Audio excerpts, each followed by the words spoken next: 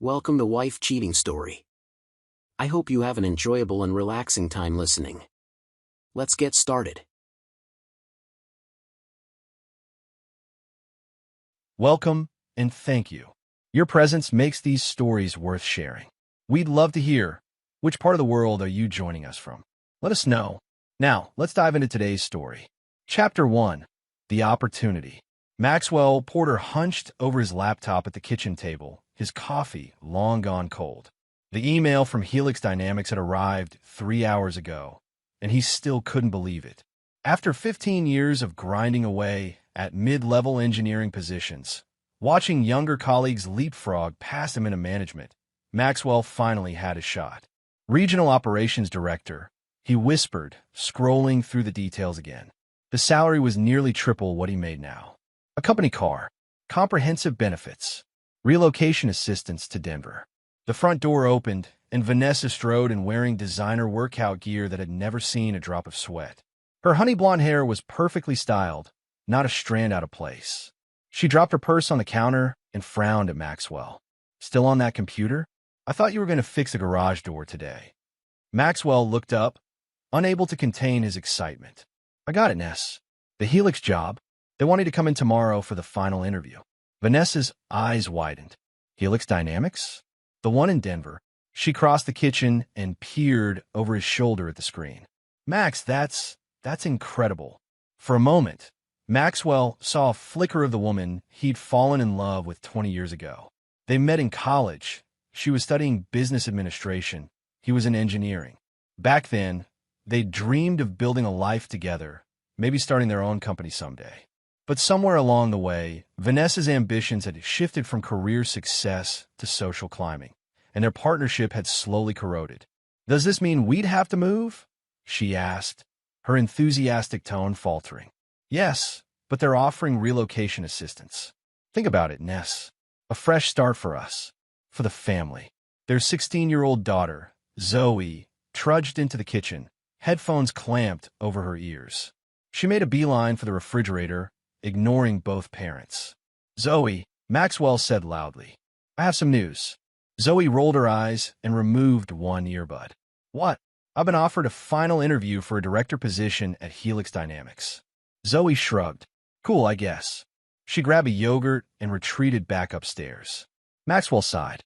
He and Zoe had been close when she was younger, but the past few years had driven a wedge between them. Lately, she seemed to mirror her mother's dismissive attitude toward him. "Don't take it personally," Vanessa said, checking her reflection in the microwave door. "She's a teenager. Everything's dramatic at that age." "Yeah." Maxwell closed his laptop. "I need to prepare for tomorrow. This could change everything for us." Vanessa smiled, but it didn't reach her eyes. "I'm sure you'll do great, honey." As she headed upstairs, Maxwell missed the text message lighting up her phone. "He got the interview. We need to talk. Now." The next morning, Maxwell adjusted his tie in the bedroom mirror. His reflection showed a man in his early 40s with dark hair graying at the temples, serious brown eyes behind horn-rimmed glasses, and the hint of stress lines around his mouth. But today there was something else there. Hope. Vanessa appeared behind him, wrapping her arms around his waist. "You look handsome," she murmured, resting her chin on his shoulder. Maxwell tensed slightly. This affection felt foreign after months of polite distance between them. "Thanks. I'm nervous." "Don't be. You've earned this." She straightened his already straight tie. "What time will you be home?" "Late afternoon, probably. The interview's at 11, then they're taking me to lunch." Vanessa nodded. "I'll have dinner ready. Something special to celebrate." Maxwell kissed her cheek, surprised but pleased by her support. Maybe this was what they needed, a shared goal, a fresh start. As he headed downstairs, he spotted Zoe sitting at the kitchen counter, scrolling through her phone. Surprisingly, she wasn't wearing headphones. "Good luck, Dad," she said without looking up. "Hope you get it." Maxwell smiled. "Thanks, kiddo. See you tonight." The drive to Helix Dynamics regional office took 40 minutes. Maxwell rehearsed answers to potential questions, breathing deeply to calm his nerves. This wasn't just a job. It was redemption, a chance to prove himself after years of being overlooked. The interview went better than he could have hoped.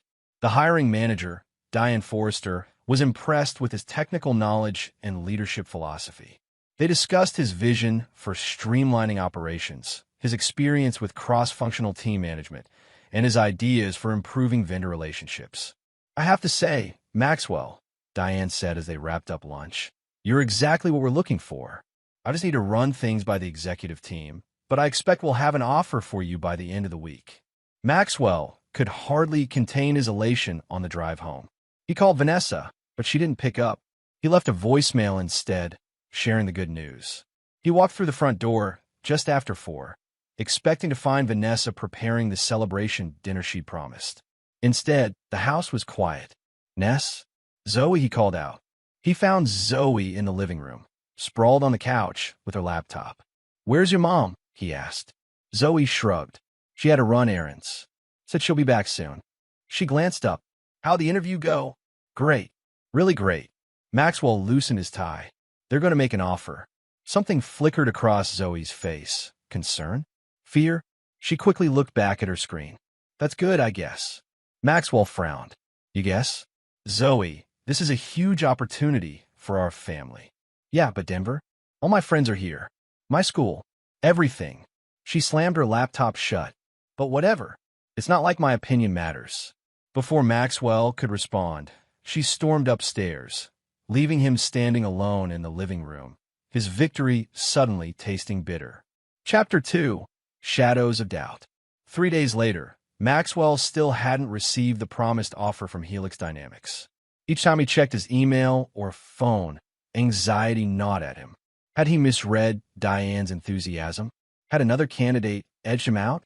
"Maybe you should call them," Vanessa suggested over breakfast, barely looking up from her phone. She'd been unusually attentive since his interview, asking detailed questions about the company and the position. "I don't want to seem desperate," Maxwell replied, pushing his eggs around his plate. Diane said by the end of the week. "That's today." "Well, sitting here stressing won't help." Vanessa stood and rinsed her coffee cup. "I'm meeting Audrey for brunch. Try to get out of the house. Clear your head." Maxwell nodded absently. He planned to work on his resume, just in case. "Have fun." After Vanessa left, Maxwell retreated to his home office, a converted corner of the basement with a desk and a bookshelf. He was updating his LinkedIn profile when his phone rang. The caller ID showed Helix Dynamics. His heart pounded as he answered. Maxwell Porter speaking. "Maxwell, this is Diane Forrester." Her voice sounded strained. "Do you have a moment to talk?" "Of course," Maxwell said, his mouth going dry. "I'm not sure how to say this, but we've decided to go in another direction with the regional director position." Maxwell felt like he'd been punched in the stomach. "I see. May I ask why?" "I thought the interview went well." There was a long pause. "It did. Extremely well. But we received a call yesterday that raised some concerns." "A call? From whom?" Another pause. "From your wife?" "Actually." The room seemed to tilt. "My wife?" "Yes. She called and declined the position on your behalf. She said you'd reconsidered due to family obligations." Maxwell gripped the phone so hard his knuckles turned white. I didn't." When we expressed surprise, she recommended another candidate. "Someone named Preston Holbrook?" She said he was a family friend with extensive qualifications. The name hit Maxwell like a freight train. Preston Holbrook, Vanessa's college boyfriend, the one she occasionally mentioned with a distant look in her eyes, the successful investment banker who'd chosen his career over her. "There's been a misunderstanding," Maxwell said, struggling to keep his voice steady. "I never authorized my wife to speak on my behalf, and I certainly didn't decline the position." "I suspected something wasn't right," Diane said softly. "That's why I'm calling directly. But I'm afraid it's too late. We've already extended an offer to Mr. Holbrook, and he's accepted."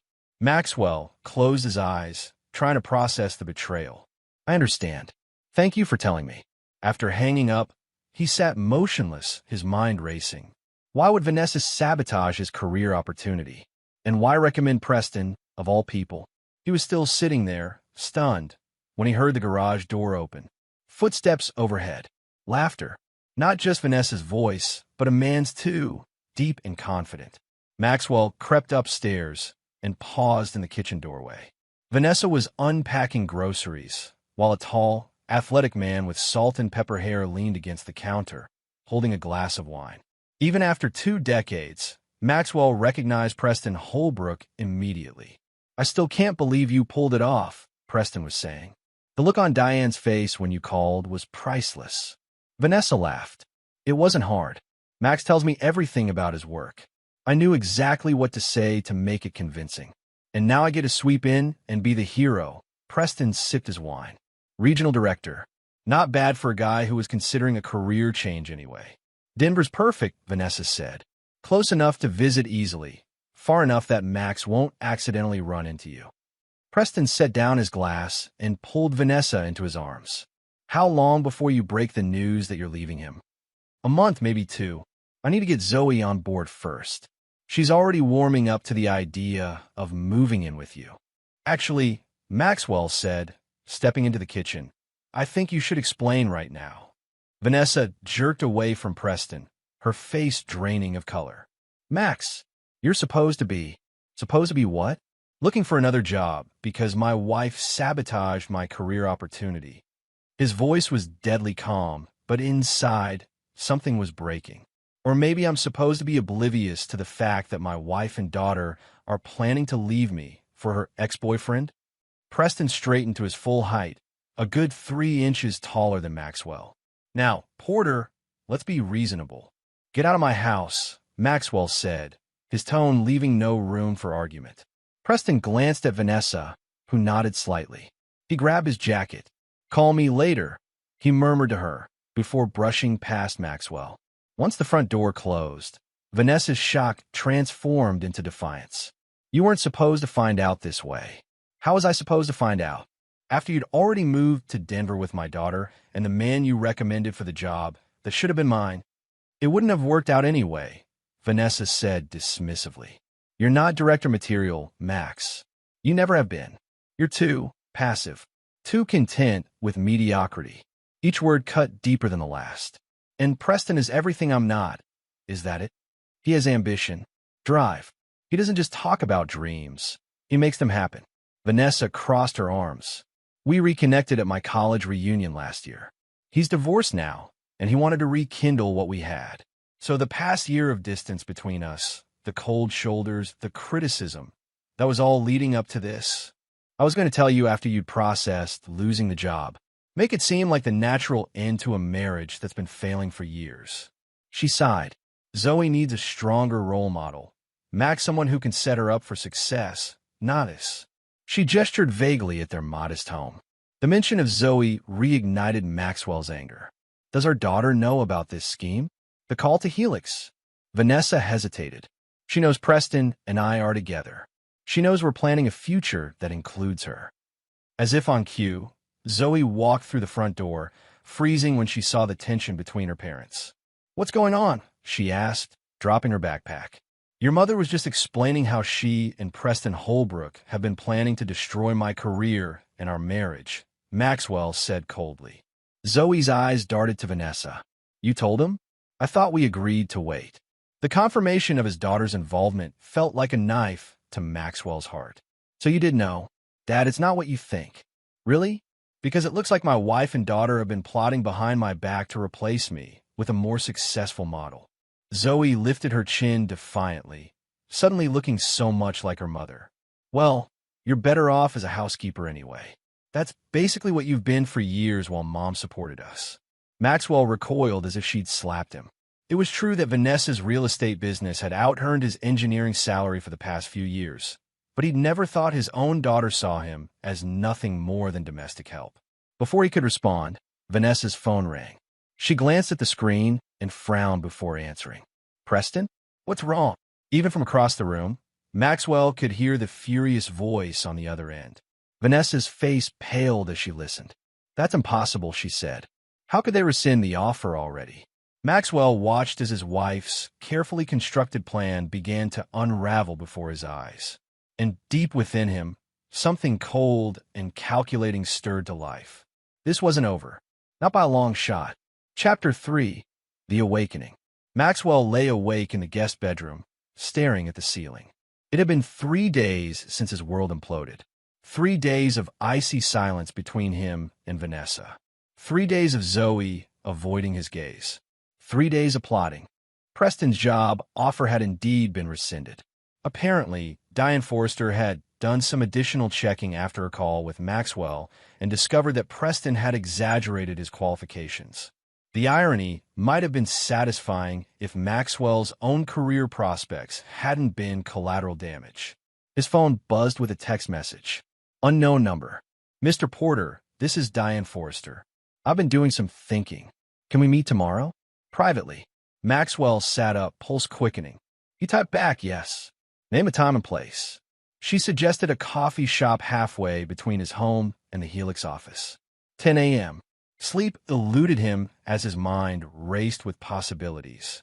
Was Diane going to offer him the position after all? Or perhaps warn him about something else Vanessa and Preston were planning? The next morning, he told Vanessa he was meeting with a headhunter. She barely acknowledged him, still reeling from the collapse of her carefully orchestrated plan. Without Preston's job at Helix, their future together had hit a significant roadblock. Diane was already at the coffee shop when Maxwell arrived, 2 steaming mugs on the table before her. "Thank you for meeting me," she said as he slid into the booth across from her. "I appreciate you reaching out." Maxwell wrapped his hands around the mug. "I assume this is about the regional director position?" Diane's expression turned apologetic. "Yes and no. The position has been filled, but not by Preston Holbrook. After our conversation and some additional vetting, I realized neither of you were right for the role." Maxwell's hope deflated. "I see. However," Diane continued, "something about your situation has been bothering me. The way your wife interfered, it was deeply unprofessional and, frankly, disturbing." "You're not the only one disturbed by it," Maxwell said bitterly. "I did some digging into Preston Holbrook." Diane pulled out a folder. "What I found raises serious questions about his business ethics. Questionable investment practices, manipulated client accounts, a trail of regulatory warnings that never quite reached the level of criminal charges." Maxwell frowned. "Why are you telling me this?"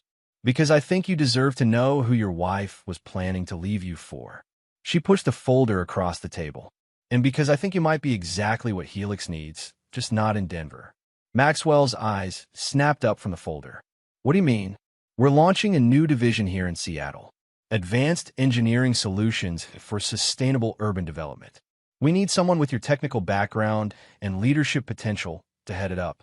It's not operations, but the compensation is comparable, and you wouldn't have to relocate." "You're offering me a job? After everything that's happened?" Diane smiled. "I'm good at reading people, Maxwell. What your wife did speaks volumes about her, not you. The position is yours if you want it." Maxwell felt a weight lifting from his shoulders. "When would I start?" 2 weeks. Though given your home situation, I'd understand if you needed time to sort things out." "No," Maxwell said firmly. 2 weeks is perfect." He glanced at the folder. "May I keep this?" "It's yours. Do with it what you will." Diane stood and extended her hand. "Welcome to Helix Dynamics, Maxwell." As they shook hands, Maxwell felt something shift inside him. The passive, accommodating man he'd been was gone. In his place stood someone colder, more calculating. Someone who wouldn't rest until those who had betrayed him paid the price. Back in his car, he opened the folder and began to read. Preston Holbrook's history of ethical lapses was extensive, though carefully concealed beneath a veneer of success and charm. But it wasn't the investment improprieties that caught Maxwell's attention. It was a small note about Preston's personal life.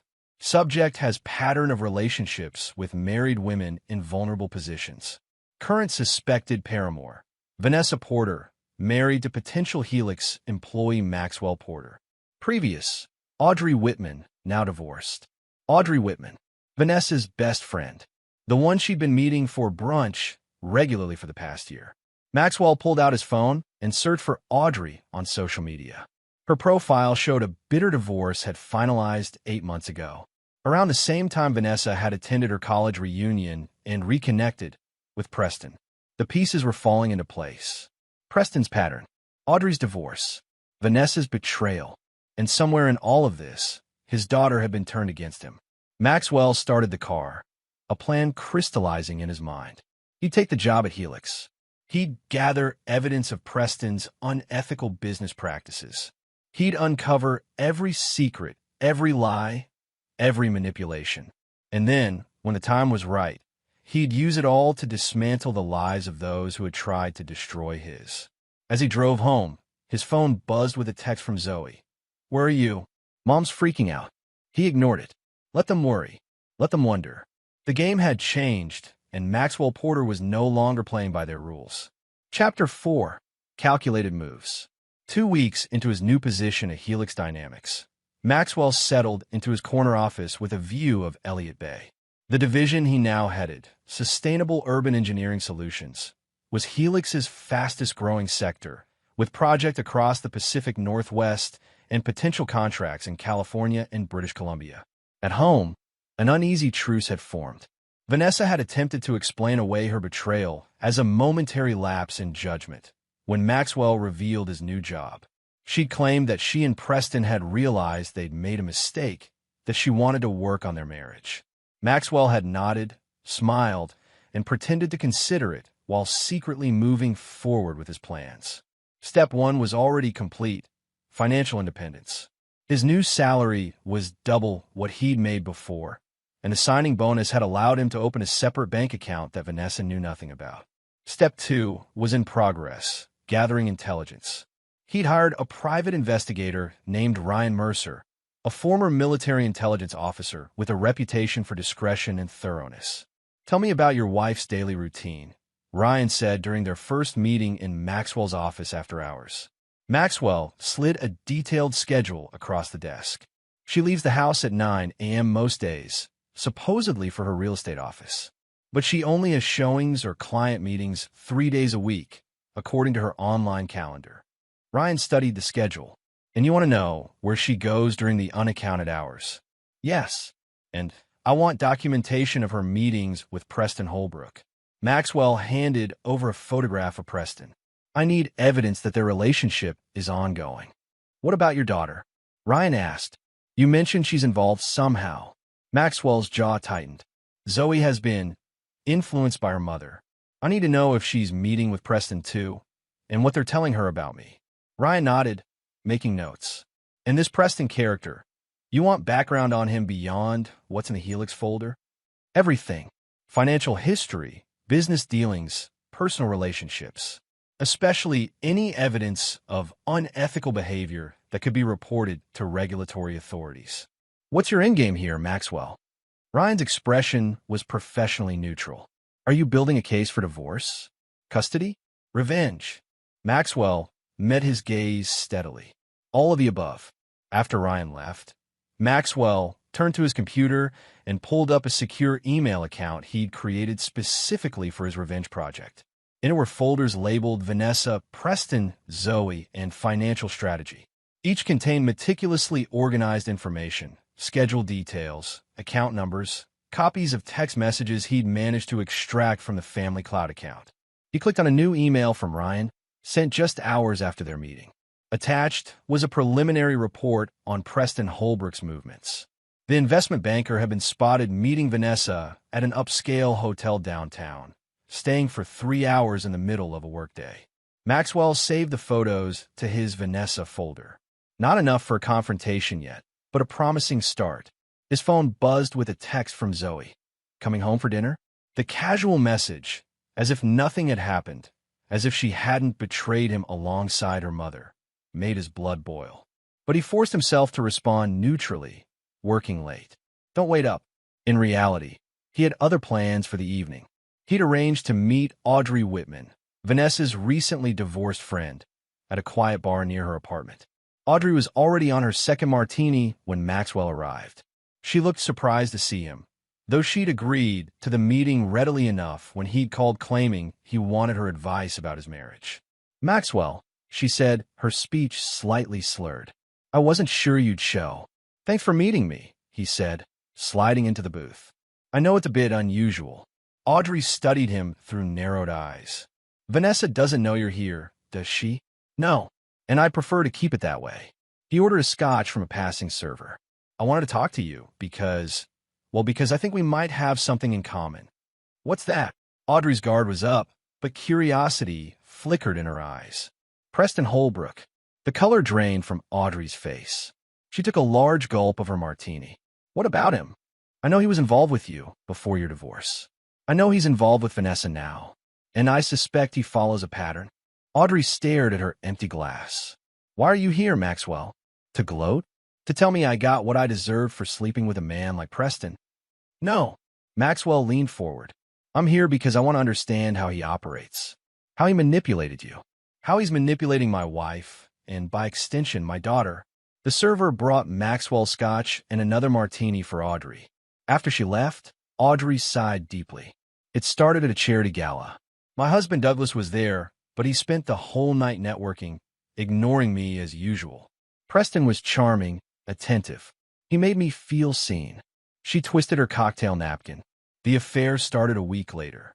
And then, Preston convinced me that Douglas was holding me back, that I deserved better, that we could build an amazing life together once I left my marriage. Her laugh was bitter. Sound familiar? Very. Maxwell said, What happened after your divorce? Preston was supportive at first. Then he started finding excuses to cancel plans. Then I found out about, she stopped abruptly. About Vanessa? Audrey nodded miserably. He claimed they'd reconnected innocently at her college reunion, but I found messages going back months before that. She looked up at Maxwell, her eyes red-rimmed. I tried to warn her, but she wouldn't listen. Said their situation was different. Said they had a special connection that I wouldn't understand. And now you're alone. While Preston moves on to his next target, Maxwell observed. Story of my life. Audrey downed half her fresh martini. Douglas took everything in the divorce. The house, most of our savings. All I got was this crappy apartment and alimony that barely covers the rent. Maxwell saw an opportunity. What if you could get some of that back? What if Preston faced consequences for his actions? Audrey's eyes narrowed. What are you suggesting? I'm gathering information on Preston. His business practices, his pattern with women like you and Vanessa. I could use someone on the inside, someone who still has access to certain circles. You want me to spy for you? Audrey seemed more intrigued than offended. I want us to help each other. Maxwell slid a business card across the table. Think about it. If you decide to join me, call this number. It's a secure line. Back in his car, Maxwell added notes to his phone about his meeting with Audrey. Another piece in place. If she agreed to help, she could provide access to social circles where Preston operated, potentially uncovering more victims of his predatory pattern. His phone buzzed again. Vanessa, where are you? It's after 9. He typed back. Client meeting ran long. Home in 30. The lie came easily now, just like they had for her. When he arrived home, the house was quiet except for the sound of the TV in the living room. Vanessa was curled up on the couch, scrolling through her phone. She looked up when he entered. Productive day? She asked, her tone carefully neutral. Very. Maxwell hung his coat in the closet. New project is taking off faster than expected. That's great. Vanessa hesitated. Zoe was hoping to talk to you about college applications. She's considering engineering programs. Maxwell hid his surprise. Zoe had never expressed interest in engineering before. Is that so? She admires your new position. I think she's reconsidering her options. A test, then, to see if he still cared about Zoe's future. To see if he could be manipulated through his love for his daughter. I'll talk to her this weekend, Maxwell said, keeping his tone casual. Though if she's serious about engineering, she should start with Stanford. Best program on the West Coast. Vanessa smiled, seemingly satisfied that he'd passed her test. That's what I told her. She's worried about her math grades, though. I could help her with that. Another piece of the puzzle. Keep Zoe close. Understand what Vanessa and Preston had been telling her. Potentially turn her back to his side, or at least ensure she wasn't a pawn in their game. Later, lying in bed beside his wife, Maxwell stared at the ceiling and calculated his next moves. Audrey was a promising ally. Ryan was gathering valuable intelligence. His position at Helix was secure and growing stronger. But the most crucial piece, the evidence that would destroy Preston Holbrook, was still missing. For that, he needed someone with access to Preston's professional world. Someone who knew where the bodies were buried in the investment banking industry. Tomorrow, he would start looking for that someone. The hunter was becoming more skilled with each passing day. Chapter 5. Hidden Alliances. 6 weeks into his revenge plan, Maxwell had established a new rhythm to his life. By day, he was the innovative director of Helix's Sustainable Engineering Division, growing their client base and impressing executives with his strategic vision. By night, he was a methodical architect of retribution, piecing together the puzzle of Preston Holbrook's vulnerabilities. Ryan Mercer had delivered comprehensive surveillance reports documenting Vanessa's ongoing affair with Preston. They met 3 times a week, Tuesdays and Thursdays at the Fairmont Olympic Hotel, and Sunday afternoons at Preston's downtown penthouse, while Maxwell took Zoe to their newly established father-daughter coding sessions. Those Sunday afternoons with Zoe had become an unexpected complication in Maxwell's emotional landscape. His daughter, sensing a shift in his career success and confidence, had gradually warmed to him again. She was genuinely interested in learning programming, and Maxwell found himself enjoying their time together despite knowing she still met with Preston and Vanessa for family planning dinners twice a month. "Can I ask you something, Dad?" Zoe said one Sunday as they worked through a JavaScript problem together in his home office. "Sure, kiddo. Do you ever think about what would have happened if you'd gotten that job in Denver instead?" Maxwell's fingers paused over the keyboard. "Sometimes." "What?" Zoe shrugged, not meeting his eyes. "I just wonder if things would be better or worse. If we'd be happier. Do you think we're not happy now?" "I don't know. Mom seems stressed lately. You're working all the time, and I keep feeling like there's something nobody's telling me." Maxwell studied his daughter's profile, seeing vulnerability beneath the teenage bravado.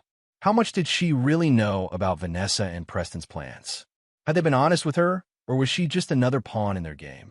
"Sometimes adults have complicated feelings that are hard to explain," he said carefully. "But I want you to know that whatever happens between me and your mom, we both love you. And my door is always open if you have questions." Zoe nodded, seemingly satisfied with his answer for now. But Maxwell filed away the conversation, another data point in his growing assessment of the situation. The next morning, Maxwell met with his newest ally in his campaign against Preston Holbrook, Margot Winters, a former compliance officer at Preston's investment firm who had been quietly forced out after raising concerns about certain client accounts.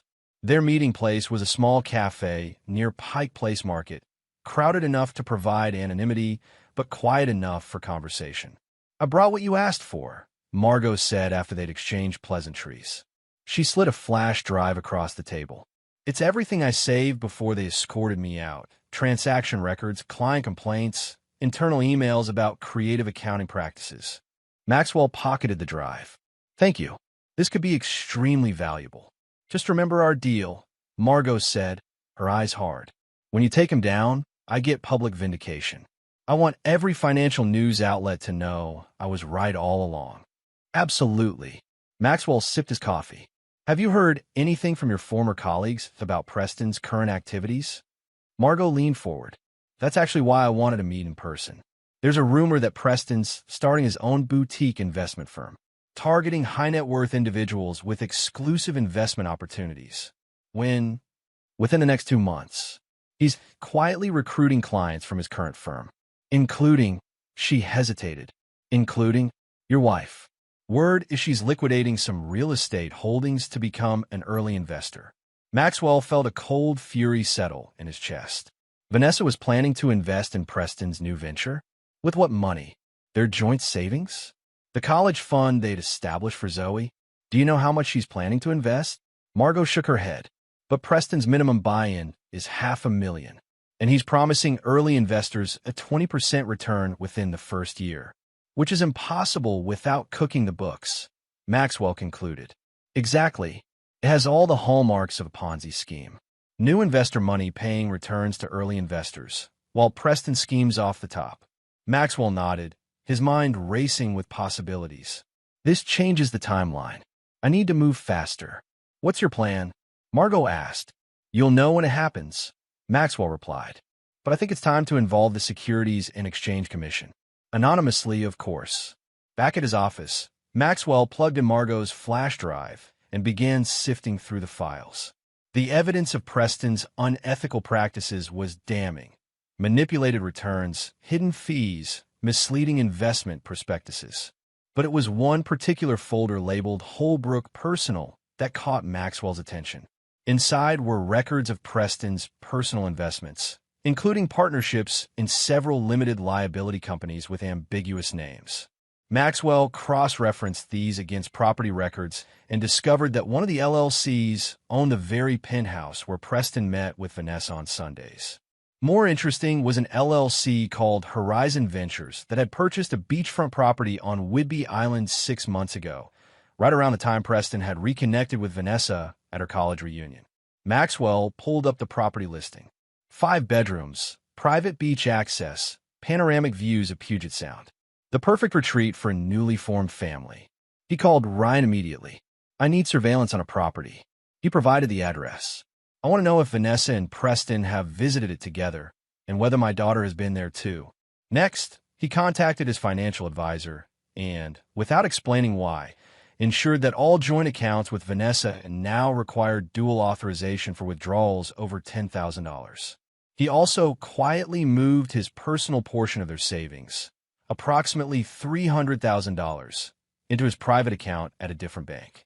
That evening, Vanessa was waiting for him when he got home, a rare homemade dinner on the table and candles lit.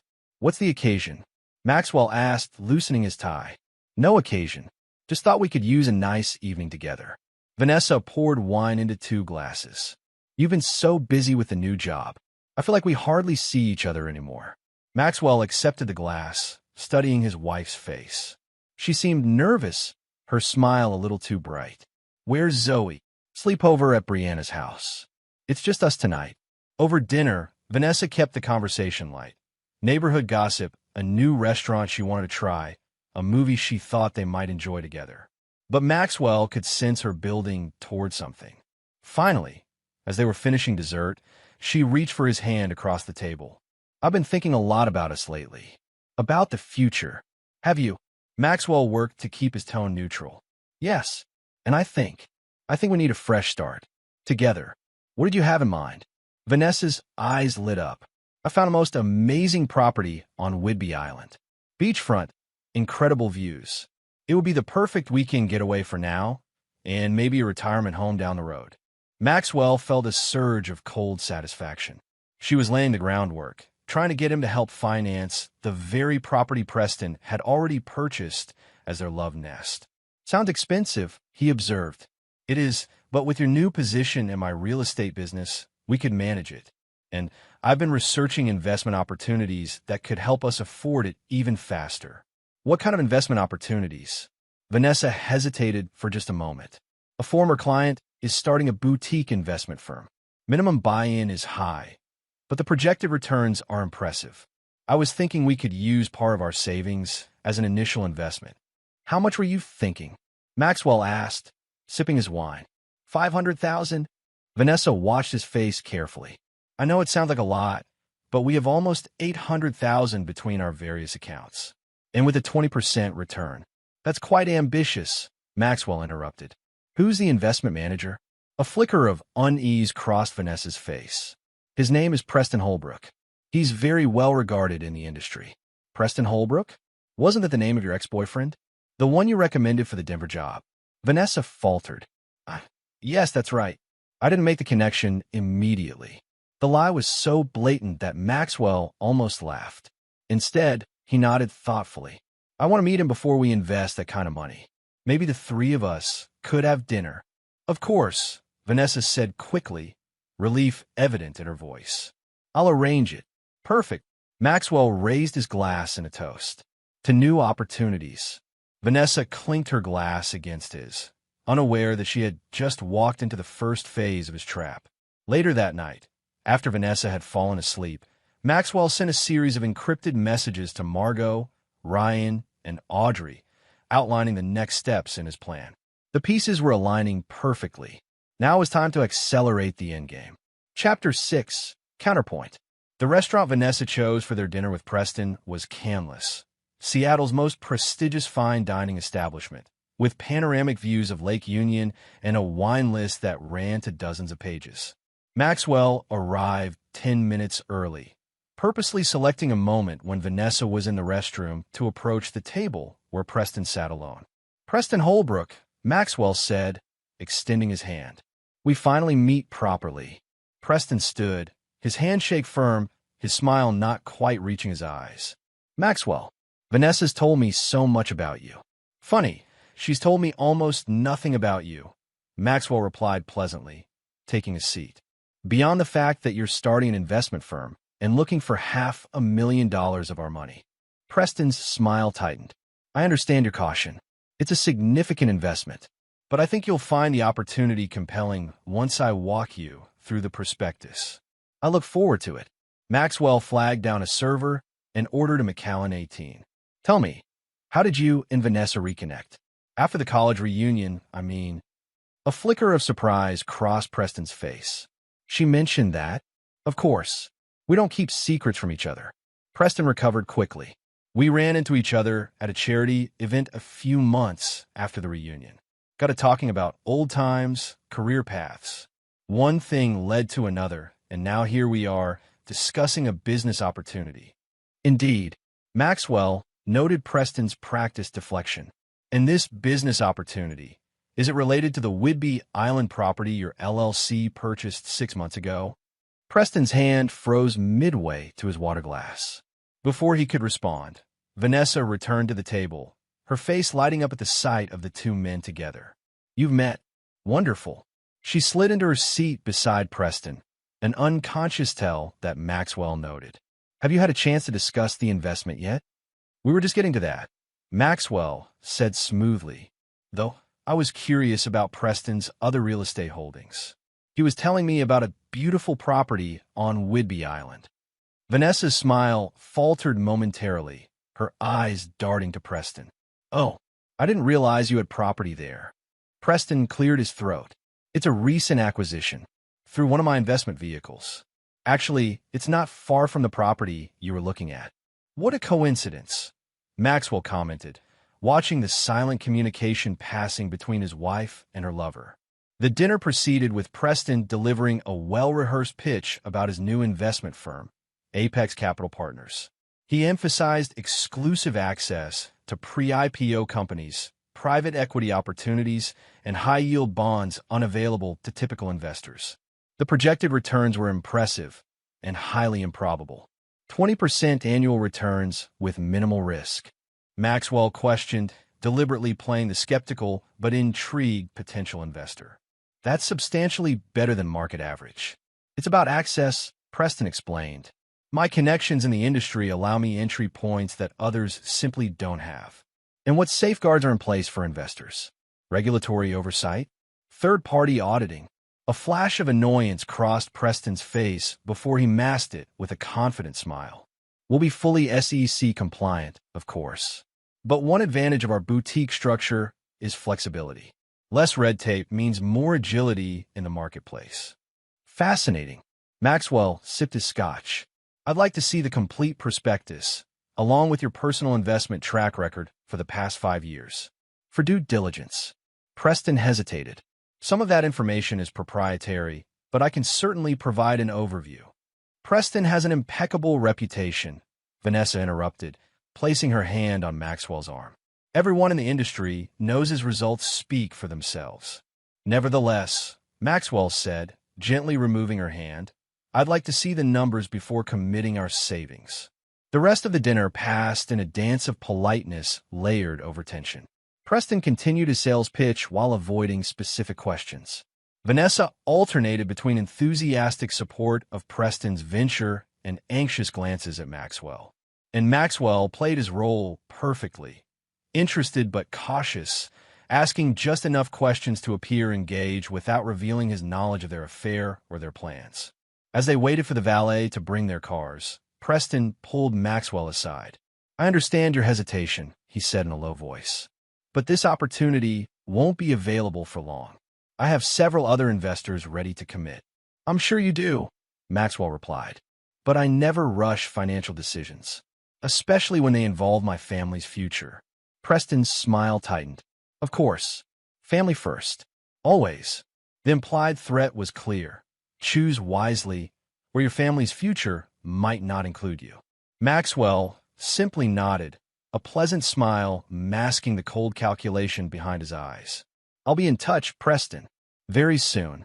3 days later, Maxwell's plan shifted into high gear. The first domino fell when Ryan confirmed that Vanessa, Preston, and even Zoe had indeed visited the Whidbey Island property together the previous weekend, while Maxwell was supposedly at a business conference in Portland. The second domino was Audrey Whitman's discovery that she wasn't Preston's only previous victim. Through her social connections, she'd identified 3 other women with similar stories. All successful professionals who divorced their husbands at Preston's urging, invested in his exclusive opportunities, and been discarded once their funds were depleted. The third and most critical domino was Margot Winter's analysis of the flash drive data, which revealed that Preston had been systematically misrepresenting investment returns and siphoning client funds for years. The evidence was circumstantial but compelling, enough for the SEC to take interest. Maxwell assembled his allies at a private room in an unassuming restaurant in Bellevue, away from their usual haunts. Ryan, Audrey, and Margot sat around the table, each with a folder containing their part of the plan.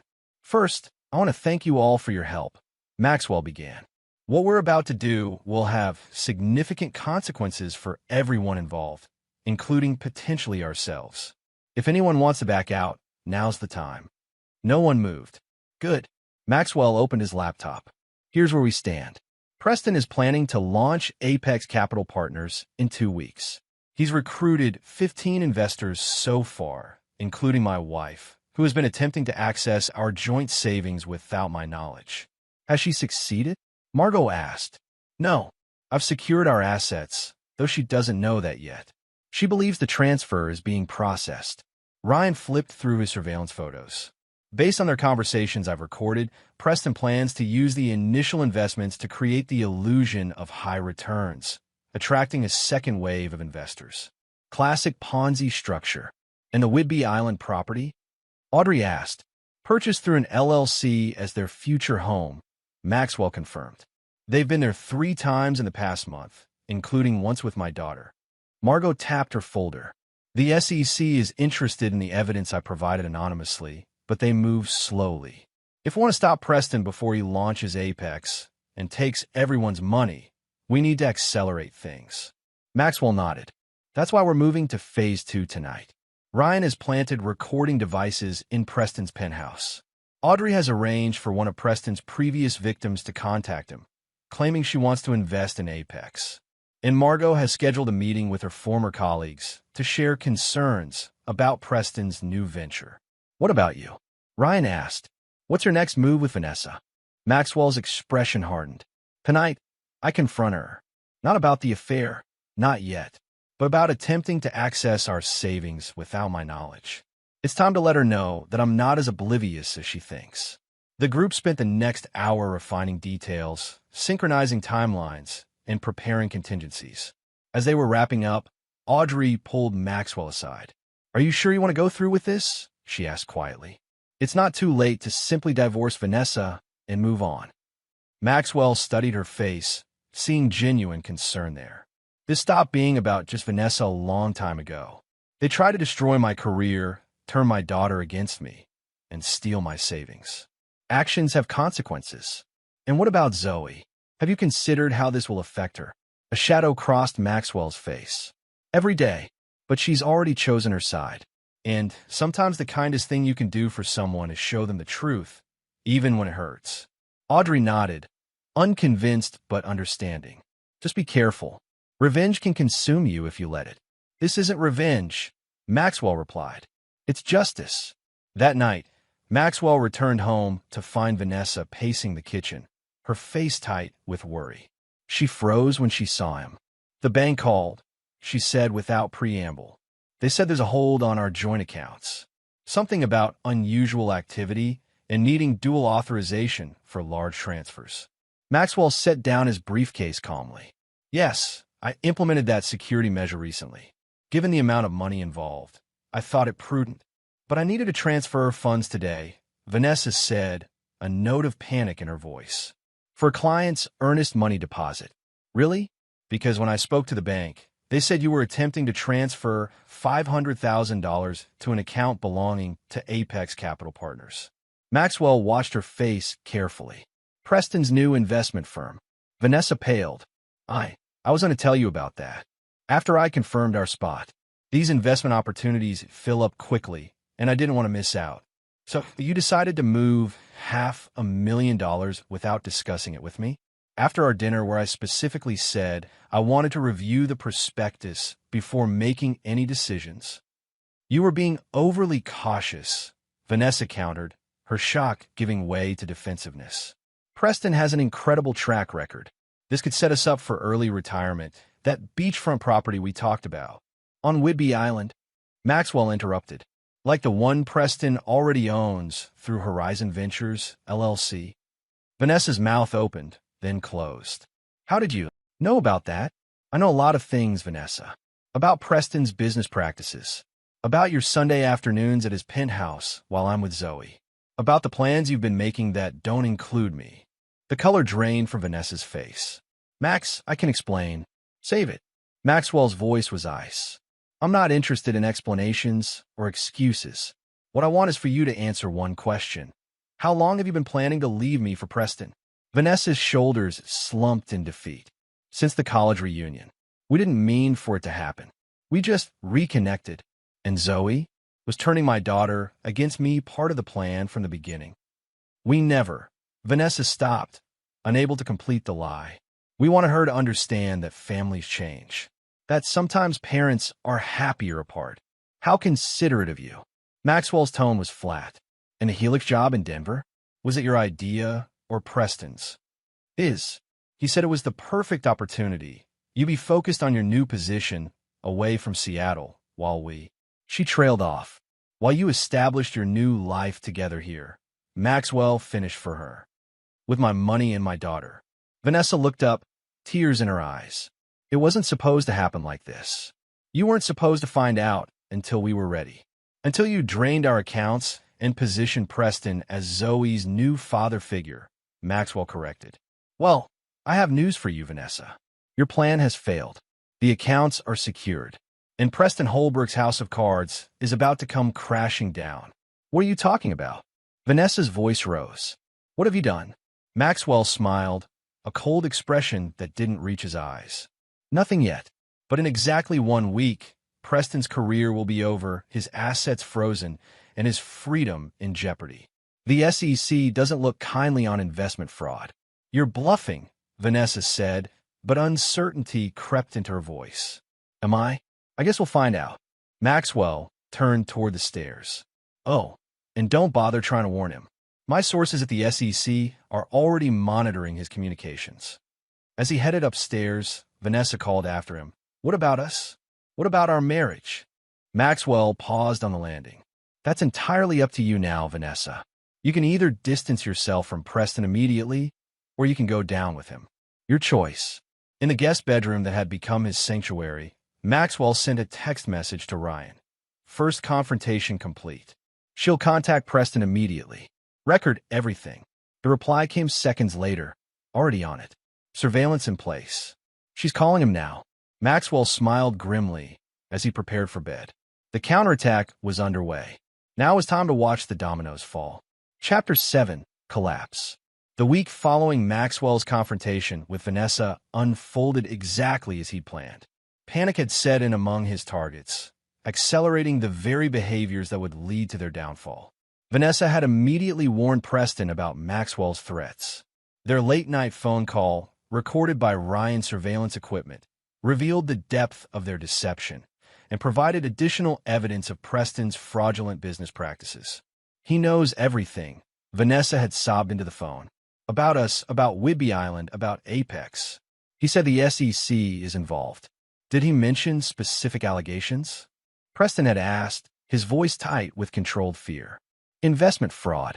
He said your assets would be frozen within a week. That's impossible. He's bluffing. Even if he had evidence, the SEC moves at a glacial pace. What if he's not bluffing? What if he really does have connections at the SEC? Preston's response had been revealing. Then we accelerate our timeline.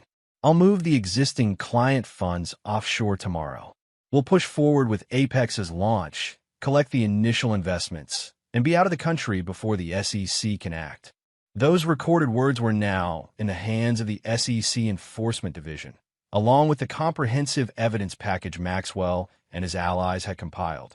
The investigation that might have taken months had become an urgent priority. On Monday morning, 5 days after Maxwell's confrontation with Vanessa, the first public blow landed. The Seattle Times business section ran a small but pointed article questioning the legitimacy of Apex Capital Partners, citing anonymous industry sources concerned about unrealistic promised returns and the principal's history of regulatory warnings. Preston called an emergency meeting with his prospective investors that evening, assuring them that the article was merely a smear campaign by jealous competitors. Vanessa stood by his side, vouching for his integrity and reaffirming her own commitment to invest. What they didn't know was that Audrey Whitman had planted a loyal ally among the investors, another of Preston's former victims who is now working with Maxwell's team. She recorded the entire meeting, capturing Preston's increasingly desperate assurances and outright misrepresentations. On Tuesday, the second blow fell. 3 of Preston's former colleagues at his investment firm, carefully cultivated by Margot Winters, came forward with concerns about his past handling of client accounts. They didn't make public accusations, but their carefully worded statements to industry contacts created a ripple of doubt throughout Seattle's financial community. By Wednesday, 4 of Preston's 15 prospective investors had pulled out of Apex. Vanessa reported this to Maxwell during one of their increasingly tense dinners, attempting to gauge his reaction. "It's strange," she said, pushing food around her plate. Suddenly, everyone's questioning Preston's credentials, almost as if someone is orchestrating a campaign against him. Maxwell sipped his wine. The investment world is built on confidence. Once that's shaken, it's hard to restore. "You wouldn't know anything about this, would you?" Vanessa's eyes narrowed. "I told you what would happen," Maxwell replied evenly. "Whether you believe me or not is your choice." Zoe, who had been quiet throughout dinner, looked up sharply. "What are you guys talking about?" "Nothing, honey," Vanessa said quickly. "Just some business issues Preston is dealing with." "Preston?" Zoe repeated. "You mean the guy you're leaving Dad for?" The question hung in the air like a thunderclap. Vanessa's fork clattered onto her plate. "Zoe, that's not. I don't know what you've heard, but—" "Save it, Mom." Zoe pushed back from the table. "I'm not stupid. I've seen the way you look at him. I've heard your phone calls when you think I'm not listening." Maxwell studied his daughter, surprised by this development. "How long have you known?" Zoe turned to him, tears in her eyes. "Months. You both think I don't pay attention, but I do. I hear things. I see things. Then why did you go along with it?" Maxwell asked quietly. "The visits to Whidbey Island, the family planning dinners?" "Because I thought maybe Preston could make Mom happy again," Zoe said, her voice breaking. "And if Mom was happy, maybe our family wouldn't feel so broken all the time." Vanessa reached for Zoe's hand. "Sweetheart, I'm so sorry. I never meant for you to be caught in the middle of this." Zoe pulled her hand away. "But I am in the middle. And now Dad knows, and everything's falling apart. And it's all just—" She stood abruptly. "I can't do this right now." As she fled upstairs, Maxwell and Vanessa sat in stunned silence. "Are you satisfied?" Vanessa finally asked, her voice bitter. "Now you've turned Zoe against me too." "I didn't turn anyone against you," Maxwell said quietly. "You did that yourself." The next morning, Thursday, the third and most devastating blow landed. The SEC announced a formal investigation into Preston Holbrook's investment activities, citing credible evidence of securities fraud and misappropriation of client funds. His current firm placed him on immediate administrative leave, and financial news outlets ran the story prominently. Preston called Vanessa in a panic. Maxwell, anticipating this, had ensured that Ryan surveillance covered their conversation. "It's happening," Preston said, his voice tight with fear. "Just like Porter said it would. The SEC showed up this morning. They've frozen my accounts, seized my files. What are we going to do?" Vanessa asked, clearly terrified. "We stick to the contingency plan. The offshore accounts are still secure. We just need to lay low until this blows over." Blows over? Preston, this is the SEC. This doesn't just blow over. Trust me, Preston said, his voice hardening. I've dealt with regulatory issues before. The key is having enough liquid assets to fight back with high-powered attorneys, which is why I need you to secure that investment capital we discussed. Your $500,000. There was a long pause before Vanessa responded. I told you, Max put a hold on our joint accounts. I can't access that kind of money. What about your personal accounts? Your real estate commission fund? That's barely $100,000. And I need that for living expenses if things don't work out with Max. Preston's tone turned cold. So you're backing out. When I need you most. I'm not backing out, Vanessa protested. I just need time to figure out how to get the money without raising suspicions. Time is exactly what we don't have, Preston snapped. The SEC is moving faster than they should be able to. Someone has been feeding them information, detailed information that only an insider would have. You think Max has a source inside your firm? I think your husband is a lot more dangerous than either of us gave him credit for. On Friday morning, Maxwell arrived at his office to find an unexpected visitor waiting. Zoe, who had skipped school to see him. I need to talk to you, she said, her eyes red-rimmed from crying. About Mom and Preston. Maxwell ushered her inside and closed the door. What's going on, Zoe? Preston called last night after you went to bed. He and Mom were arguing about money. He wants her to sell her car, her jewelry, anything to get cash immediately. Zoe twisted her hands in her lap. He said they might need to leave the country. Maxwell kept his expression neutral. Did your mother agree? She was crying. Said she couldn't just abandon everything. He got really angry. Said she had to choose, him or the past. Zoe looked up, her eyes troubled. Dad, is Preston in serious trouble? Yes, Maxwell said simply. He's under investigation for investment fraud, and it's going to get worse before it gets better. And Mom? Is she in trouble too? Maxwell studied his daughter, seeing the fear behind her question. That depends on her choices in the next few days. What does that mean? It means your mother needs to decide where her loyalties lie. With a man who's facing criminal charges, or with her family. Zoe swallowed hard. And if she chooses him? Maxwell reached across the desk and took his daughter's hand. Then we'll face that together. You and me. Zoe nodded, tears spilling down her cheeks. I'm sorry, Dad. For everything. For the things I said when I thought you'd lost the Helix job. For going along with Mom's plans. You don't need to apologize, Maxwell said gently. You're 16. You were caught in an impossible situation created by adults who should have known better. Including you? Zoe asked, meeting his eyes. I'm not stupid, Dad. I know you've been planning something. The late nights, the secret phone calls, the way you've been watching Mom and Preston all these weeks. Maxwell considered his response carefully. Let's just say I decided not to be a passive victim in their game. Zoe studied him for a long moment. Good, she finally said. They deserve whatever's coming. That evening, Maxwell returned home to find Vanessa waiting for him, her expression resolute. We need to talk, she said, gesturing toward the living room. About the future. Maxwell set down his briefcase. I'm listening. I've made a decision, Vanessa began, pacing nervously. About Preston, about us, about everything. And I'm not leaving with him. She stopped pacing and faced Maxwell directly. I made a terrible mistake, getting involved with Preston again, letting him influence my decisions, my feelings about our marriage. Maxwell studied her, noting the calculation behind her apparent contrition. What changed your mind? The SEC investigation? The frozen accounts?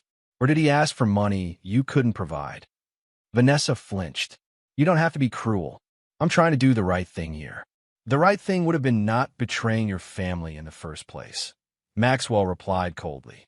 Not trying to sabotage my career, turn our daughter against me, and steal our savings. I know, Vanessa said, her voice breaking. I know what I did was unforgivable. But I'm asking you, begging you, to consider what's best for Zoe. For our family. Our family, Maxwell repeated. The one you were willing to destroy for a fresh start with Preston. That family. Vanessa's composure cracked. What do you want from me, Max? A confession? Fine. I betrayed you. I lied to you. I chose Preston over you because he made me feel alive again after years of feeling invisible in this marriage. Is that what you want to hear? What I want, Maxwell said quietly, is for you to understand exactly what you've done. Not just to me, but to yourself. Because as we speak, Preston Holbrook is making arrangements to flee the country. Alone. Vanessa stared at him. What? No, he wouldn't. He booked a one-way ticket to the Cayman Islands for tomorrow morning. First class. One passenger. Maxwell pulled out his phone and showed her the confirmation email Ryan had intercepted. He's abandoned his penthouse, moved his remaining liquid assets offshore, and made no arrangements for you to join him. That's not possible, Vanessa whispered, sinking onto the couch. He promised we'd face this together, just like he promised Audrey Whitman and Lisa Turner and Michelle Blakemore, all women who left their husbands for him, invested their savings in his opportunities, and were discarded when he was done with them. Vanessa's head snapped up. You've been in contact with his exes? I've been in contact with many people, Vanessa, building a case that will ensure Preston Holbrook spends the next decade in federal prison. Maxwell sat across from her. The SEC raid was just the beginning. The FBI's Financial Crimes Unit is taking over the investigation now, and they have evidence not just of securities fraud, but of money laundering and tax evasion. How do you know all this? Vanessa asked, her voice barely audible. Because I orchestrated it, Maxwell replied simply. Every step, every leak, every witness coming forward. All part of a plan set in motion the day Diane Forrester called to tell me my wife had declined a job offer on my behalf and recommended her ex-boyfriend instead. Vanessa's face crumpled. What happens now? Now you make a choice, Maxwell said, rising to his feet. Stay here and face the consequences of your actions, or run after Preston and hope he hasn't already forgotten you. Either way, I've instructed my attorney to file for divorce on Monday morning. And Zoe stays with me. She's old enough to have a say in custody arrangements, and she's already made her choice clear. As if on cue, Zoe appeared at the top of the stairs. I heard everything, she said, her voice steady. And Dad's right. I'm staying with him. Vanessa looked from Maxwell to her daughter, the full weight of her actions finally crashing down on her. I never meant for it to end like this. Yes, you did, Maxwell replied. You just expected a different outcome. As he turned to head upstairs, leaving Vanessa sobbing on the couch, Maxwell felt no satisfaction, no triumph. Only a cold certainty that justice was finally being served. Chapter 8. Revelations. By Sunday evening, Preston Holbrook was in FBI custody, apprehended at Seattle-Tacoma International Airport as he attempted to board his flight to the Cayman Islands.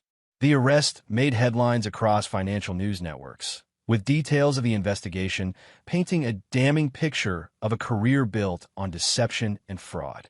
Maxwell watched the news coverage from Ryan Mercer's office, where his team had gathered to witness the culmination of their efforts. Margot Winters raised a glass of champagne and toast. To justice served, she said, her eyes bright with vindication. And to the man who made it happen. Maxwell accepted the praise with a nod, but his thoughts were elsewhere. He'd left Vanessa at home that morning, still reeling from the revelations of the previous days and facing the imminent disintegration of her life as she knew it.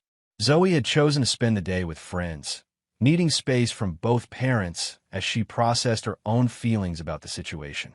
What's next for you, Maxwell? Audrey asked, studying his distant expression. After the divorce is finalized. Professionally, I have a division to build a helix, he replied. Personally, he shrugged. One day at a time. And Vanessa? Ryan inquired. Any further surveillance needed there? Maxwell shook his head. No, that chapter is closed. The divorce will proceed, and she'll face whatever financial fallout comes from her association with Preston. But she wasn't the primary target. Speaking of financial fallout, Margot interjected, my sources at the SEC say they're expanding the investigation to include all of Preston's associates and accomplices. They'll be interviewing Vanessa this week. Let them, Maxwell said. I've ensured she wasn't directly involved in his fraudulent activities.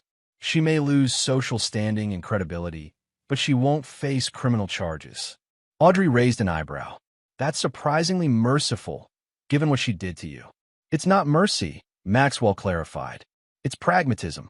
She's still Zoe's mother, and Zoe has been through enough without having to visit a parent in prison. The gathering broke up shortly after, each of Maxwell's allies returning to their lives, changed in various ways by their involvement in Preston's downfall. Ryan had secured new high-profile clients impressed by his discreet intelligence work. Margot had been contacted about a compliance officer position at a prestigious financial firm, her vindication making her expertise suddenly valuable again.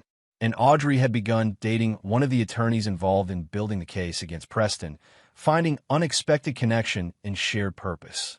Maxwell drove home through the rain-slicked streets of Seattle, contemplating the swift dismantling of the life he'd known just months ago. The house he was returning to would soon be sold as part of the divorce settlement. His daughter was struggling to rebuild trust in both parents. His professional success at Helix was shadowed by the personal turmoil that had driven it. Vanessa's car was gone when he arrived home, a note on the kitchen counter explaining that she was staying with her sister for a few days to clear her head. The house felt empty, hollowed out by betrayal and revenge. Maxwell poured himself a scotch and settled in his home office, surrounded by the evidence of his meticulously executed plan. A soft knock on the office door startled him. Zoe stood in the doorway, her expression unreadable. "I thought you were staying at Brianna's tonight," Maxwell said, setting down his glass. "I was," Zoe replied, entering the room. "But I wanted to talk to you. Alone. About what happens now." She perched on the edge of the desk. "Mom called me. She's a mess. Keeps saying she made a terrible mistake, that she's lost everything." Maxwell nodded. "That's probably an accurate assessment. She wants me to convince you to give her another chance." Zoe studied her father's face. "She thinks you arranged all this, Preston's arrest, the SEC investigation, everything, to punish her for betraying you. And what do you think?" Zoe was quiet for a moment. "I think you did what you had to do. Preston was dangerous. He manipulated Mom, tried to steal your money, your job. He even tried to take me away from you." "That doesn't answer my question," Maxwell pressed gently. "I think part of you did want revenge," Zoe finally said.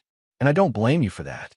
But I also think you protected me, us, from someone who would have hurt us even worse in the long run." Maxwell reached out and squeezed his daughter's hand. "I never wanted you caught in the middle of this, Zoe. I know, but I was always going to be in the middle. That's where kids end up when their parents' marriage falls apart." She sighed. "Are you really going through with the divorce?" "Yes. Even if Mom begs for forgiveness? Even if she proves Preston was manipulating her too?" Maxwell considered his answer carefully.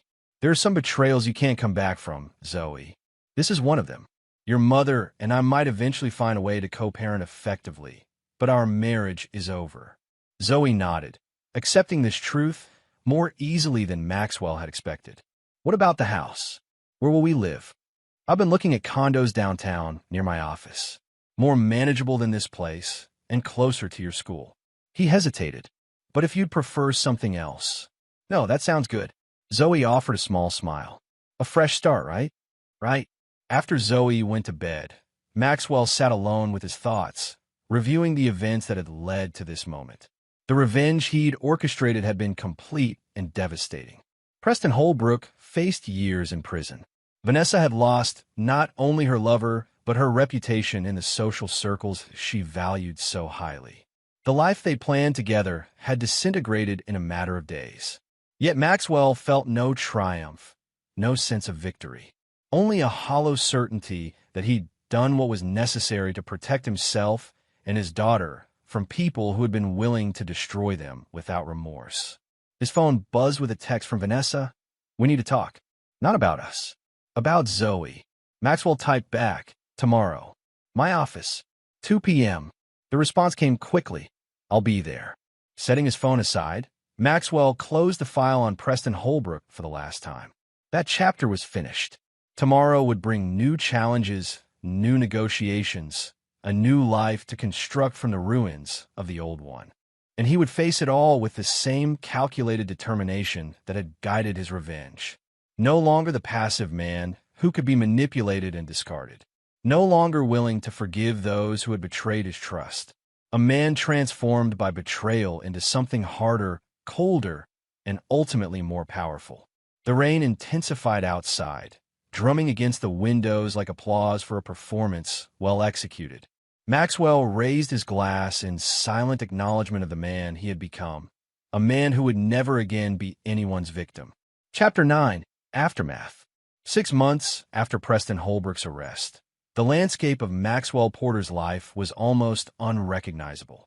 The divorce had been finalized with surprising efficiency, thanks in part to Vanessa's diminished will to fight after the public humiliation of her association with Preston and the loss of her daughter's trust.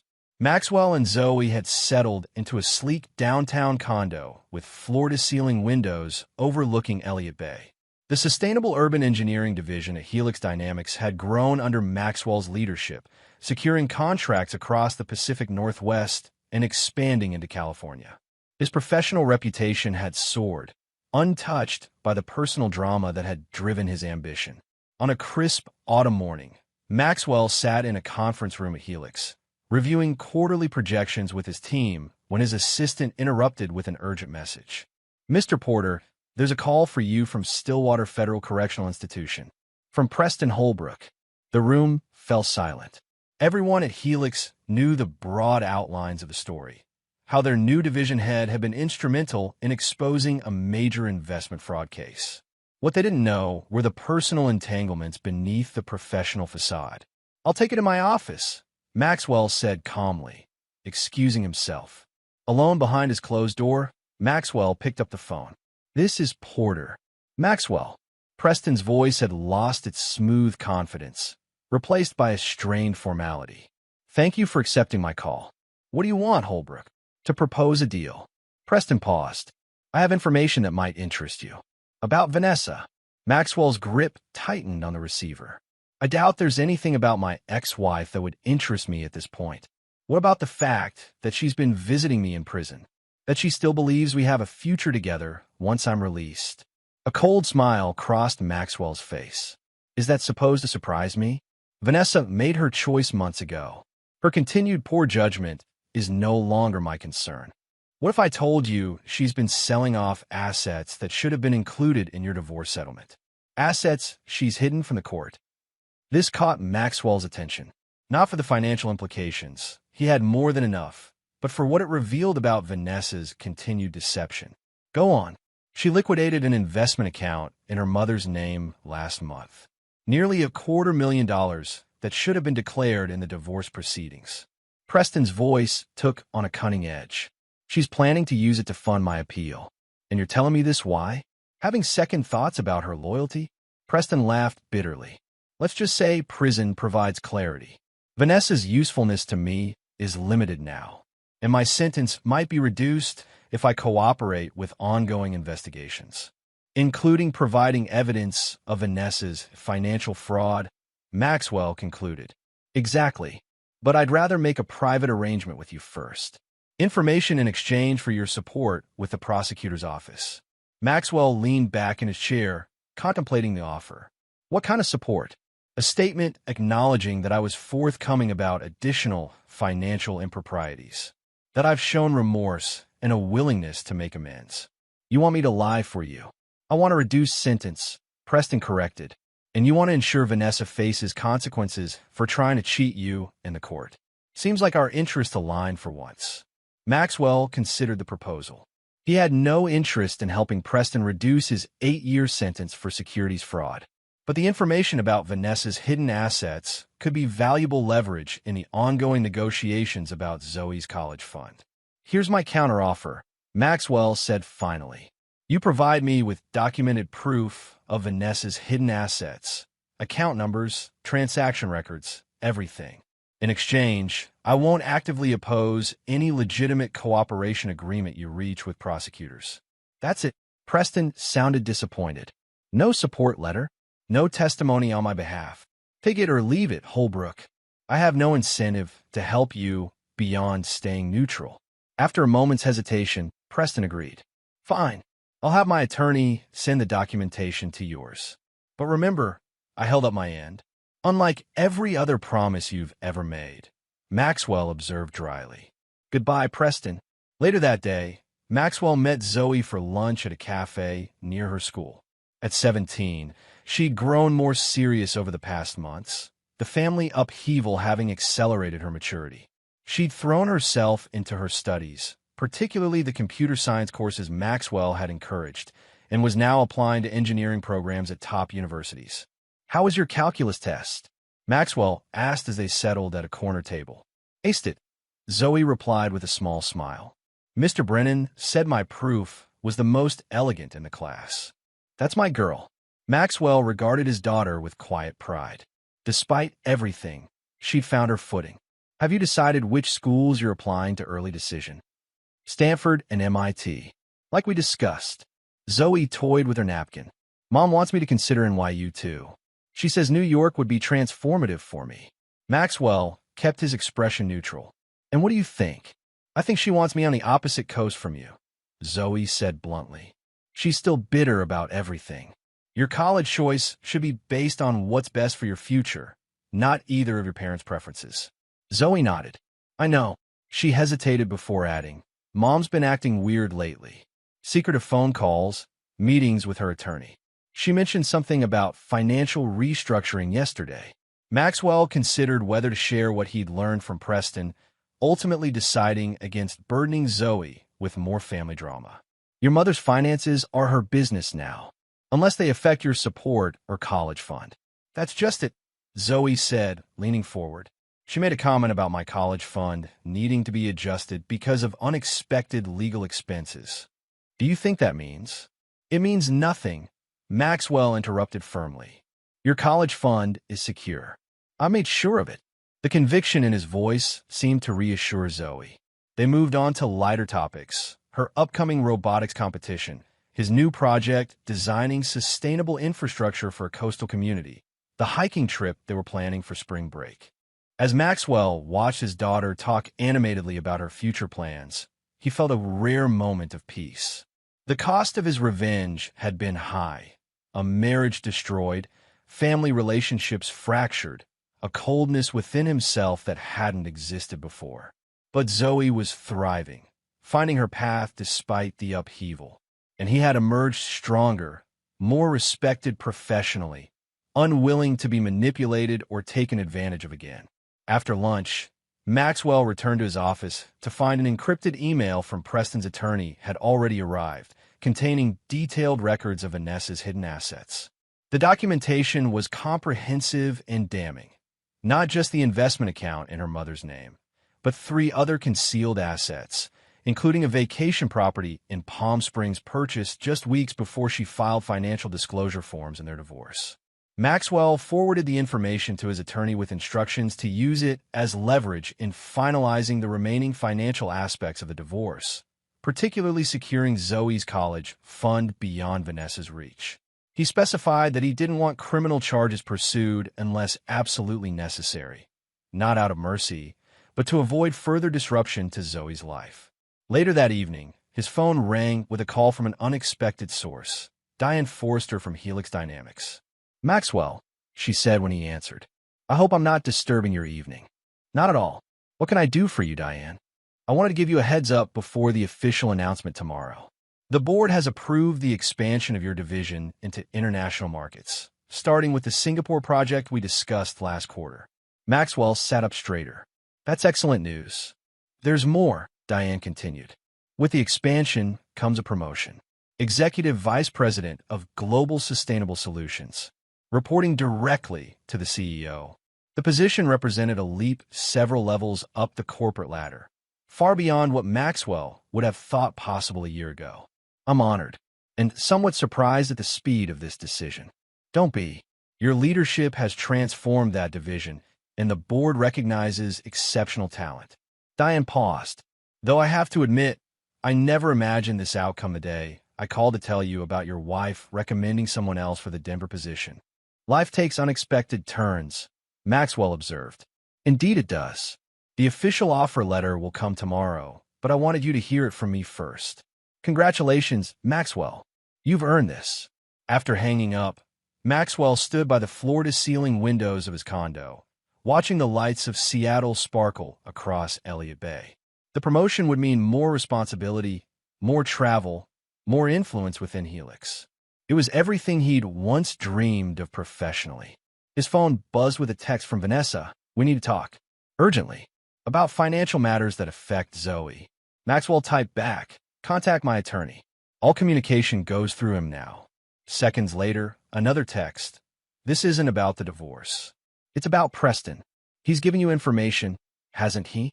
Maxwell didn't respond. Let her worry. Let her wonder exactly what Preston had revealed and how Maxwell planned to use it. The uncertainty would be its own form of punishment. Instead, he called Zoe. "How would you feel about a trip to Singapore next month? The Singapore University of Technology and Design has an excellent engineering program. You might want to tour while we're there." Zoe's excitement was evident in her voice. "Seriously?